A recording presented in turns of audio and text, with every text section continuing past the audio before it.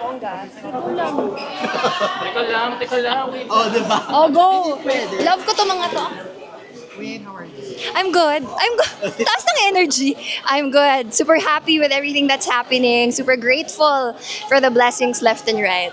Yes. So, can you invite everyone? Yes!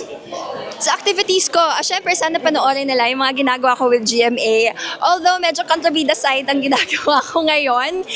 Gusto ko rin magpasalamat kasi alam ko, tinag kasi ako ng GMA News na it's one of the highest viewed on all over social media yung Tadhana episode namin. So thank you for watching, thank you for supporting.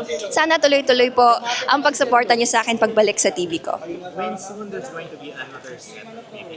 Yes! Ang bilis! Oo, napakabilis. Enjoy natin yung rain niya.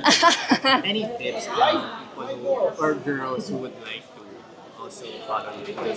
You know, I think this is sound cliched, paulit-ulit na. Join if you really want to join. Kasi yung sacrifices na gagawin nyo para lang sumali ng pageants ngayon, ibang klase din talaga eh.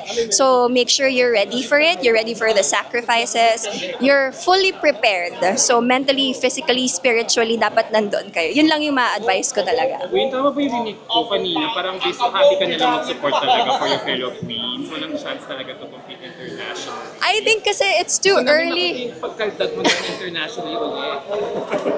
Nagana na lang.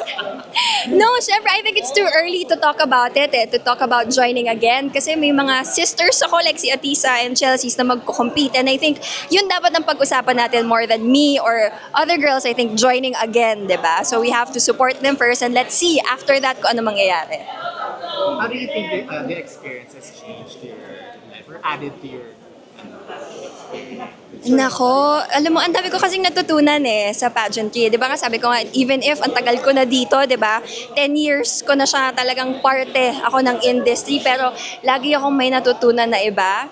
It humbled me also, kasi not everything is about winning. Ang dami rin na lumalapit sa akin ngayon, which is I really do appreciate yung mga na-inspire ko, yung mga nagtatanong kung anong dapat gawin. So, hindi ko rin in-expect na ganon, di ba? So, ewan ko, iba na ang pageantry ngayon Ibang-iba na. So, happy lang talaga ako na even if I didn't win, yung blessings tuloy-tuloy pa rin pumapasok hanggang ngayon. You've competed internationally, of course, and you have a international title.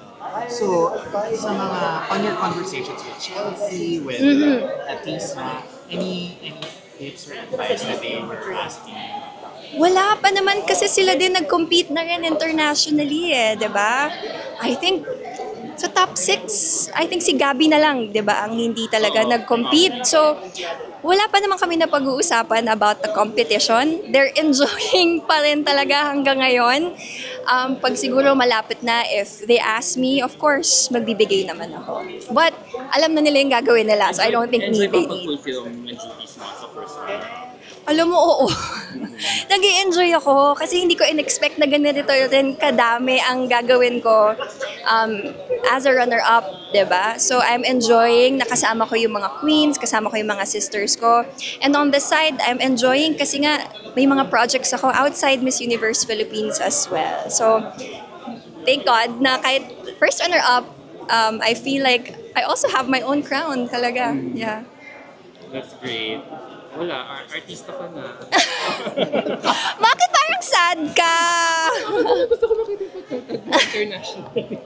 Kasi sayang yung runner-up, like parang I feel like you should be given another, international competition. Parang mas reward lang for all the hard work that you've done during your stint in MUPH. Ako lang to. I feel like my reward is everyone who's supporting me. Like you guys, diba? The relationship I build with everyone, the vloggers, the media, has been very, very helpful to me. I wouldn't be here ngayon. Even the blessings, hindi ko makukuha to if hindi rin ako sinuportahan like kayo and like the fans, diba? Kung meron mang crown na darating na iba, we'll see. Pero as of now, parang wala pa naman ako nararamdaman na anything. Pero we'll never know, diba? We'll never know. Pero open. We've known... Open. Siguro after 3 months, tanungin nyo. we've known you as a Latina slayer. Kung may papayo ka kay Atisa about slaying the Latinas in Miss Universe, very soon. I think I posted about this. I don't want to be known, actually fans naman talaga yung nagsabi sa akin ng Latina Slayer, di ba? But I don't want to be known as a Latina Slayer because ang babait naman kasi talaga nila. I created a relationship with them. They also taught me yung culture nila doon. I was loved by the Latinas, so I don't want to be tagged as a Latina Slayer because it doesn't really sound right. It's a sisterhood. Pageant is about sisterhood. It's not about slaying anybody. So, ayoko na ganon. Siguro masasabi ko lang kay Atisa is create a relationship with them. Because ang sarap nilang kausap, ang dami mo matututunan din sa kanila. So, yun lang. You don't mind the language barrier? No. Ay, marami kang natututunan. Kasi they know how to speak English naman nung nandun ako, di ba? Some, I made an effort to talk to them, Google Translate. Kasi kung gusto mo naman makipag-usap sa kanila, magagawan mo ng paraan di ba? And who would have thought I would win in Reina Hispano-Americana?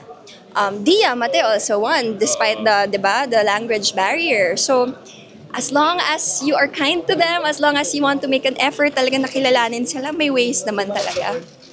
Alright, thank you, Win. Thank you. Thank you for granting us this ambush.